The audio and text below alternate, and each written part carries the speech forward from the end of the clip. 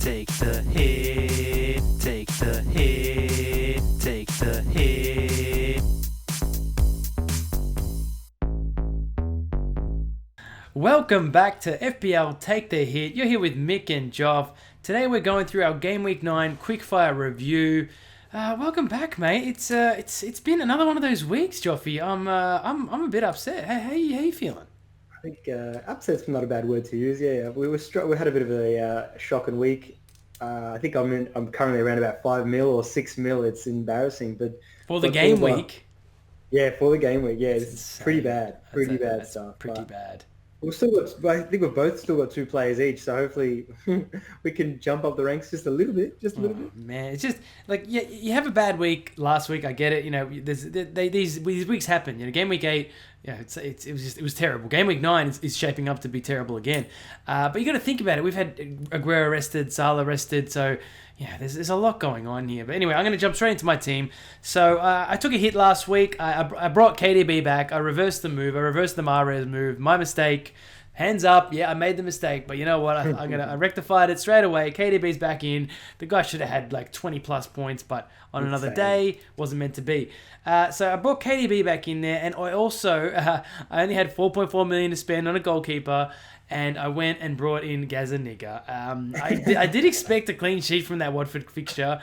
And I think he's the best 4.4 option out of the 2 that I have. It was either him or Roberto at West Ham. So I thought, Gazzaniga, why not? I mean, it's just a keeper anyway. It doesn't really matter which keeper you own at the moment because no one's keeping clean sheets anyway.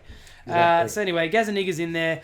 Got me a tidy 2 points. I had a backline that consisted of Soyuncu, the Soy Latte, Lundstrom, who's yet to play as they're recording this, and Gilbert. So Gilbert, I mean, just quietly, mate. Gilbert is racking up the points. Like, he has got 2 assists in his last. He's got 2 assists in his last 3 games. I mean, this Villa team, I'm loving that Gilbert. Only reason I bought Gilbert was because he was 4.4 million. Only reason. But I knew he had some attacking returns, and the week prior to me purchasing him, he did actually score a goal in the FA Cup. So there was a bit of research into it, but at the same time, man, this guy, he's doing the business on playing in wing back. So I'm enjoying it. Yeah, look, whenever it works. When it works like that, a cheapie works out like that, you'll take it for sure. That's it. So moving on to my midfield, sadly, I had Mohamed Salah in there, and Klopp pulled a fast one and said, "Oh yeah, Mo's training, it's all good." And then his post press conference, he said, "I don't know where anyone got the idea that Salah wasn't going to play." So that's going to happen time to time. I think, Joff, you've correctly identified it that we believe it was a rest. Yeah, it's definitely a rest. The Champions League's midweek. They're equal points with Salzburg.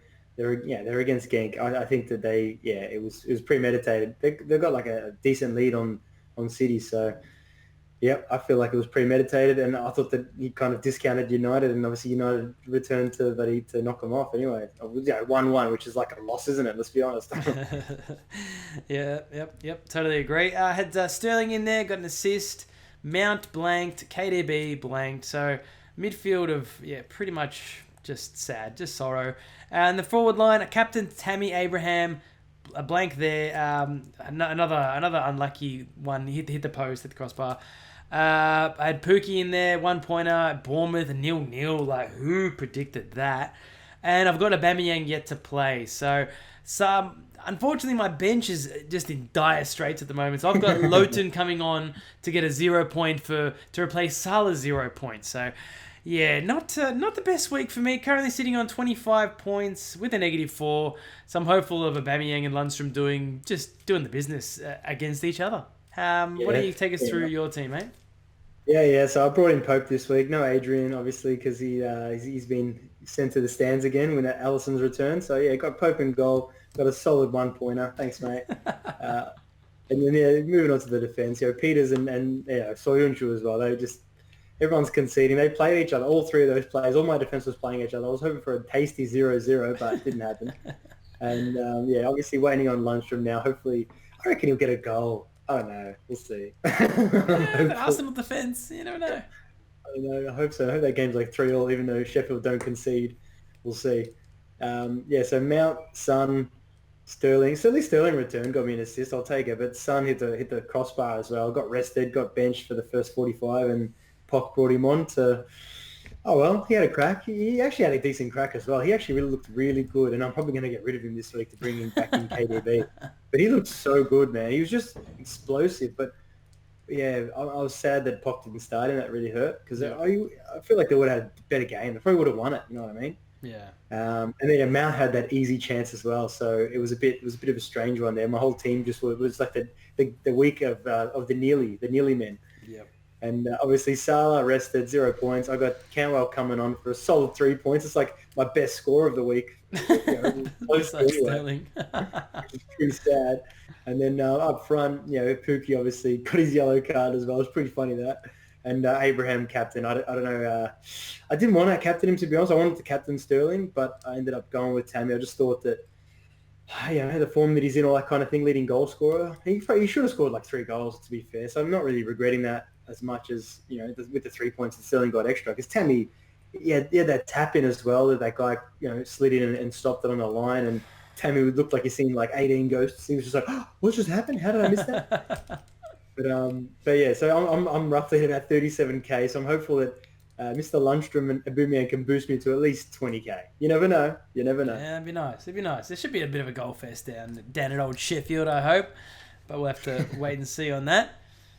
All right, moving on to the hot topics for the week. Well, we can't go any further without talking about Manchester City. I think I say that every episode, really.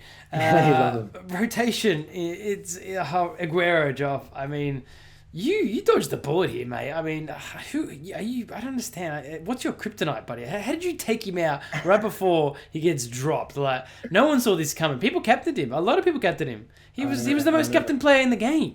I mean, I took him out last week for his first blank, and that was something that I seen that he had obviously Wolves, and we spoke about the Espirito Santos, and that's what he does. So yeah, against Wolves, it was a bit like that. So yeah, obviously they kept him really tight, and obviously against Palace, I just felt like it was the same kind of thing, that Palace at home is really good defensively. So yeah, I mean, I didn't see this coming though. I can't believe he got dropped. I'm still in shock. Like 0 points. Just I wouldn't have expected this.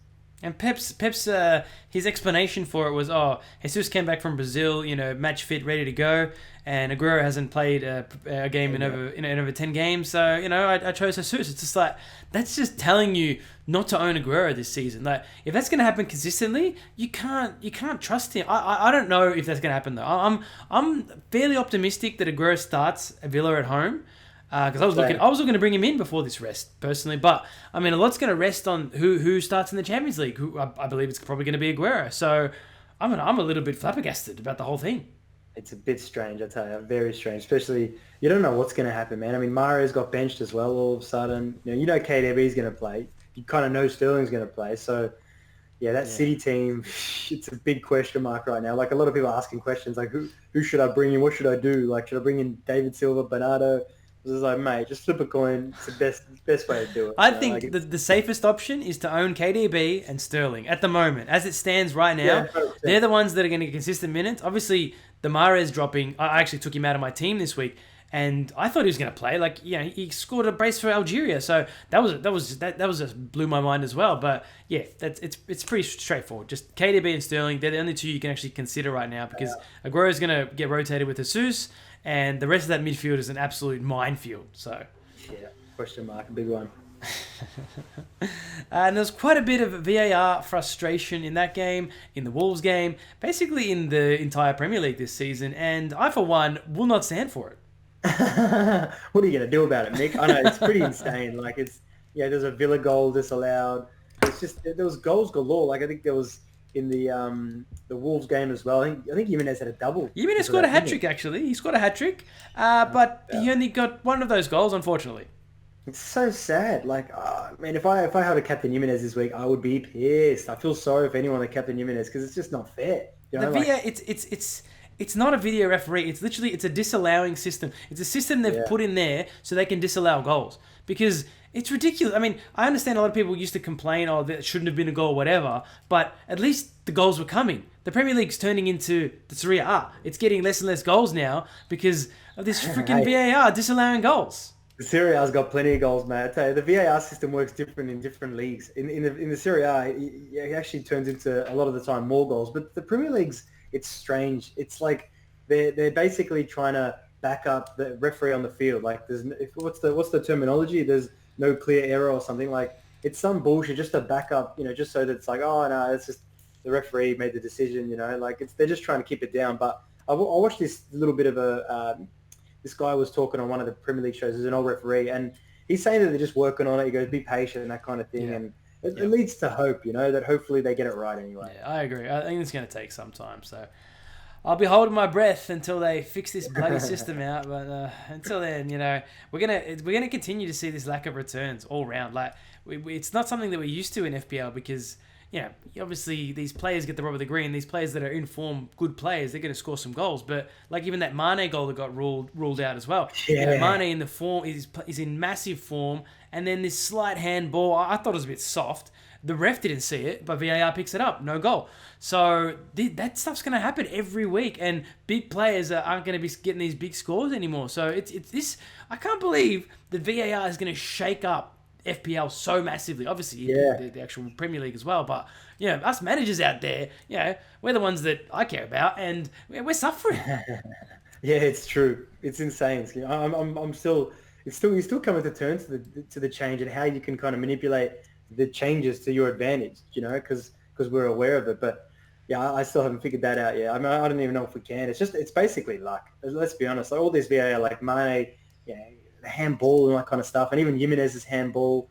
I don't know. If you're thinking there's less goals, maybe that means more clean sheets, but it's not even meaning that right now. It's in a moment of madness. It is. It's in this flux moment where we're just waiting for it to just pop out the other side, but we'll see where that goes. But mate, moving on to speaking about goals, mate. This strikers, like it does happen every season, but I mean, I think we're at a point now where the strikers are going to be shaken up a bit. Obviously, everyone's getting rid of Pookie. Are you considering getting rid of him? Just curiously. Yeah, I mean, look, I think I might keep him one more week. I feel like United at home, I might keep him. But yeah, the striker. It's insane this moment with the forwards. Like obviously.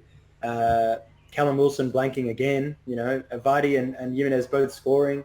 So it's a bit of a Tammy blanking as well. There's a lot going on in the forward half, but I don't know, man. You're looking to get rid of Pook as well, aren't you? Definitely looking to get rid of Pookie. He's probably at the end of his life in my team.